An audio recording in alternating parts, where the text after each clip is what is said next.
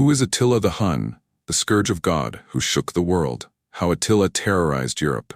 He was short, broad-chested, and had a nose flatter than a battlefield. But when Attila the Hun rode, kings trembled, cities burned, and empires cracked like pottery under a warhorse's hoof. They called him Flagellum Dei, the Scourge of God, not because he was cruel, but because he was inevitable.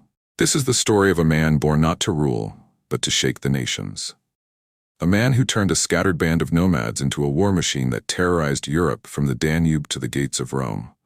A man whose death was so bizarre, historians still argue whether it was a nosebleed, assassination, or divine irony. But how did Attila rise from obscurity to become the most feared figure of the 5th century? What secrets lie in the origins of the Huns, a people so mysterious they left no cities, no texts, and no mercy? Why did Rome, once the master of the world, pay tribute to a barbarian warlord like a bullied schoolboy handing over lunch money? How did a Roman princess's love letter spark a continental war? And who buried Attila in a riverbed, inside 3 coffins, and then killed the gravediggers to keep the secret? From the Treaty of Margus to the Battle of Chalons, from Constantinople's walls to Pope Leo's plea, this is not just a history lesson. It's a war epic, a political thriller, and a dark comedy rolled into one. So if you think you know Attila the Hun, think again. Subscribe to Dark Crown Chronicles and witness the rise, rampage, and mysterious fall of the man who made Europe bleed. The Hunnic Empire was the historical equivalent of a meteor strike. One moment, Europe was squabbling over borders and bishops. The next, Attila was galloping across the continent, leaving scorched earth and broken alliances in his wake. They didn't build cities, they didn't write books, they didn't leave monuments, but they left fear, and that's harder to erase. Even the Romans, who had faced Hannibal, Spartacus, and every barbarian with a beard, called Attila the Scourge of God. Not a problem, not a nuisance, a divine punishment. Attila didn't just terrorize Rome, he reshaped Europe. His invasions triggered a mass migration of Germanic tribes: Goths, Vandals, Lombards, Franks, Anglo-Saxons. These tribes fled west, looking for safety, and found it in lands already claimed by Rome. Cue the conflict, cue the wars, cue the collapse of the Western Roman Empire.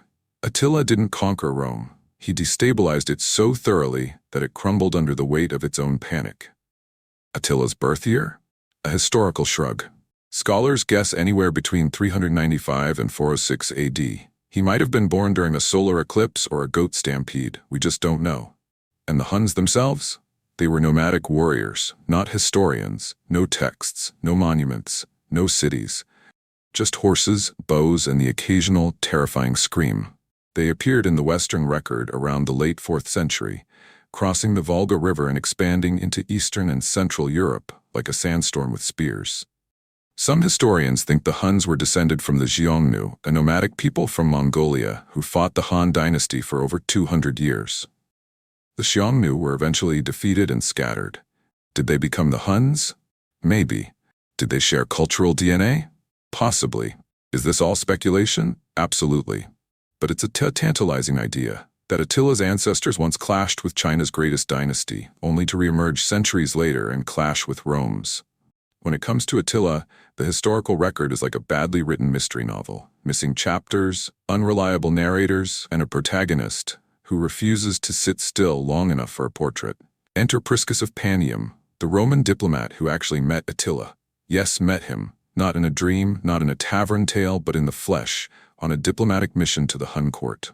Priscus is our VIP backstage pass to the Scourge of God. Sadly, Priscus's full work didn't survive. It was chopped up, quoted, and scattered across other texts like historical confetti. But oh, the fragments we do have? Pure gold. Here's his spicy take on Attila. He was haughty in his walk, rolling his eyes hither and thither, so that the power of his proud spirit appeared in the movement of his body. Translation: Attila didn't walk, he swaggered. He didn't look around, he scanned for weakness. He was the kind of guy who could make a room full of generals feel like nervous interns. Priscus goes on to describe Attila as short, broad-chested, with a large head, basically a warlord built like a battle drum. Small eyes, thin gray-streaked beard, flat nose, and swarthy complexion. A lover of war but not reckless, gracious to allies, terrifying to enemies. Oh, and he found the Sword of Mars, which supposedly gave him divine authority. Because why not add a mythical weapon to your resume? Before Attila, the Huns were like a rowdy family reunion. Lots of shouting, no clear leader, and everyone armed to the teeth. They were a patchwork of clans, each with its own king and its own grudges. Their first conquest, the Alans, a tribe whose main mistake was existing in the Huns' path. From there, the Huns steamrolled through Gothic nations like the Thervingi and Greuthungi, who promptly packed their bags and fled west like guests, leaving a party that just turned into a bar fight. Meanwhile, Rome was having an identity crisis. Once the Beyoncé of empires, it had split into two. Eastern Roman Empire, aka the Byzantine Empire, headquartered in Constantinople, Western Roman Empire, which had ditched Rome for Milan like a moody teenager moving out the fused. This division wasn't official at the time. It was more like historians later saying, let's pretend they were two separate empires, so this mess makes more sense. The Goths, fleeing the Huns, begged Emperor Valens for asylum. He said yes, probably thinking, free soldiers. But the land was too small, the food too scarce, and the Goths too hungry.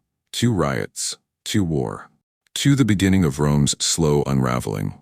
While Rome and the Goths were busy bickering, the Huns were multitasking, raiding Cappadocia and Syria, trying their luck against Persia. Spoiler, they lost, and occasionally working as mercenaries for Rome. In 406 AD, when King Radagaisus led an Ostrogothic invasion of Italy, Rome hired the Huns like bouncers at a barbarian nightclub. They helped crush the invasion, proving that even chaos can be outsourced. Eventually, the Huns got tired of being a disorganized mob and decided to centralize power. Enter Ruga, or Rugila, possibly co-ruling with his brother Oktar. When Oktar died around 430 AD, Ruga took full control. Ruga had a brother named Munzuk, who had two sons, Bleda and Attila. When Ruga died in 434 AD, the nephews inherited the empire. Whether they ruled jointly or Attila just let Bleda think they were equals is unclear. What is clear? Bleda died mysteriously in 445 AD, and by mysteriously, we mean Attila probably killed him. Priscus delicately notes, Bleda, king of the Huns, was assassinated as a result of the plots of his brother Attila. Classic sibling rivalry, except instead of stealing toys, Attila stole an empire. With Bleda out of the picture, Attila turned his gaze to Rome. The Romans, already paying tribute to the Huns, doubled their payment to 700 pounds of gold annually in the Treaty of Margus, 435 AD. They also agreed to return Hunnic refugees and not ally with Hun enemies. Attila, ever the businessman, took the gold and said, "Thanks, I'll be back." Flush with Roman gold, Attila tried to invade Persia again. It didn't go well.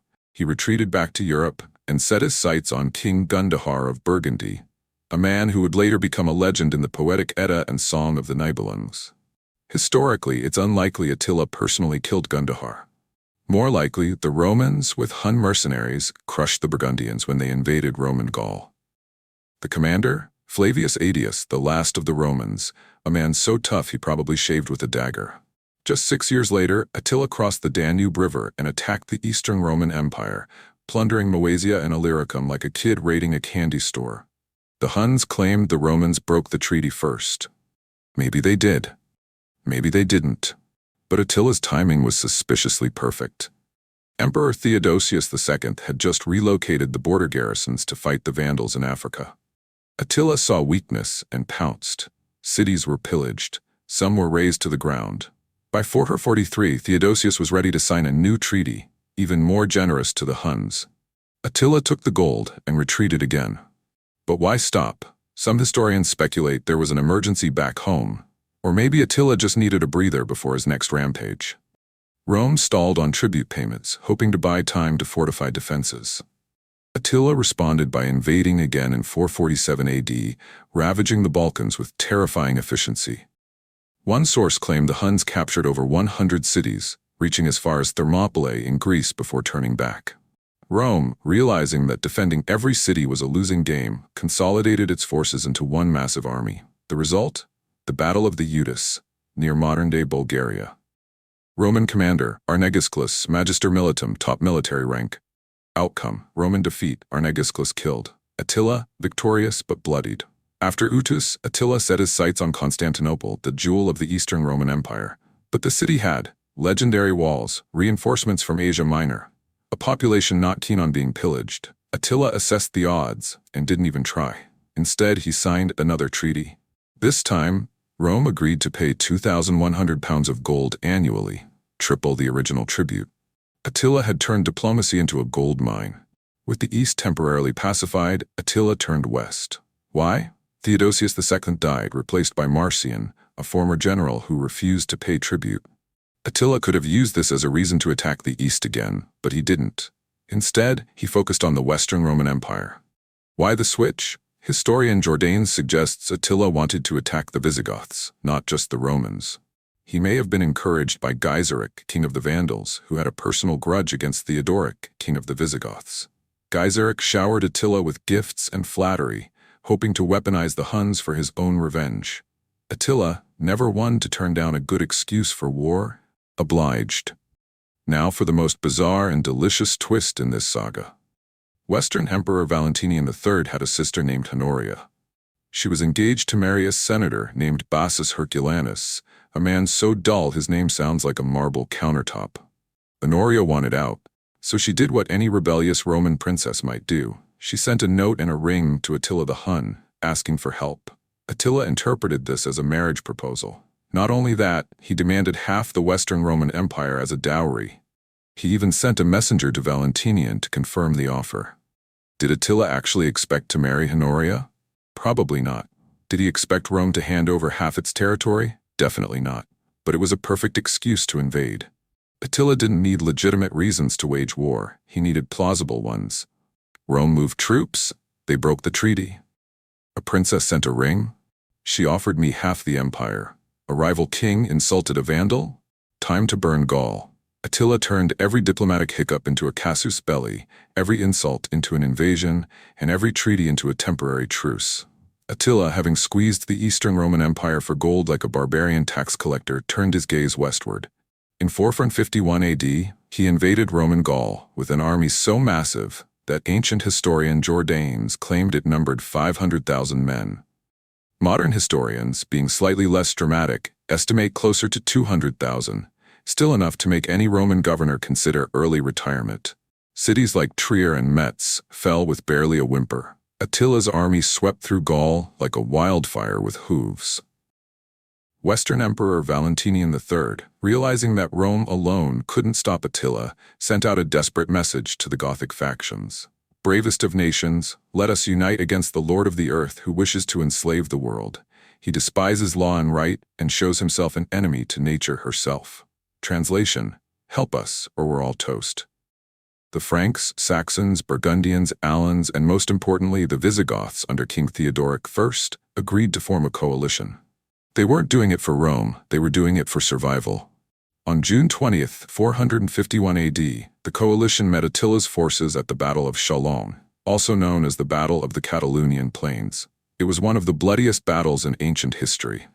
Eyewitnesses claimed the plains were piled with bodies. Attila built a funeral pyre for himself, ready to burn alive rather than be captured. The battle was brutal. King Theodoric died in combat. His son, Thorismund, wanted to finish the job and wipe out the Huns, but then came the twist. Flavius Aetius, Rome's top general and former ally of the Huns, intervened. He convinced Thorismund to return to Toulouse and secure his throne before his brothers could challenge him. Why would Aetius spare Attila? Because Attila was a useful enemy. As long as he existed, Rome and the Goths had a common threat. If Attila died, the Visigoths might turn on Rome next. So Attila retreated, bloodied but alive. Less than a year later, Attila returned, this time to Italy. Aquileia was razed to the ground. The Venetian lagoon became a refuge, leading to the founding of Venice. Roman defenses crumbled without Gothic support. Emperor Valentinian III sent envoys to negotiate peace. One of them was Pope Leo I. Contemporary sources say Pope Leo impressed Attila with his piety and words, convincing him to turn back. Modern historians suggest more practical reasons. Famine in Italy, disease among Attila's troops, a counterattack from the Eastern Roman Empire. Whatever the reason, Attila retreated again. But he wasn't done. Attila married a new wife, Ildiko, and celebrated with a feast. That night he fell into a drunken stupor, leaned back and choked on his own blood. Historian Priscus says it was a burst blood vessel or a massive nosebleed. Other theories? Assassination by Ildiko, internal bleeding from excessive drinking. Either way, the Scourge of God died not in battle, but in bed. The Huns mourned Attila in their own way. They cut their hair, they slashed their cheeks, they declared Attila was buried in 3 coffins, gold, silver, iron. His body was placed in a riverbed, and the workers who buried him were killed so no one would ever know the location. To this day, Attila's tomb has never been found.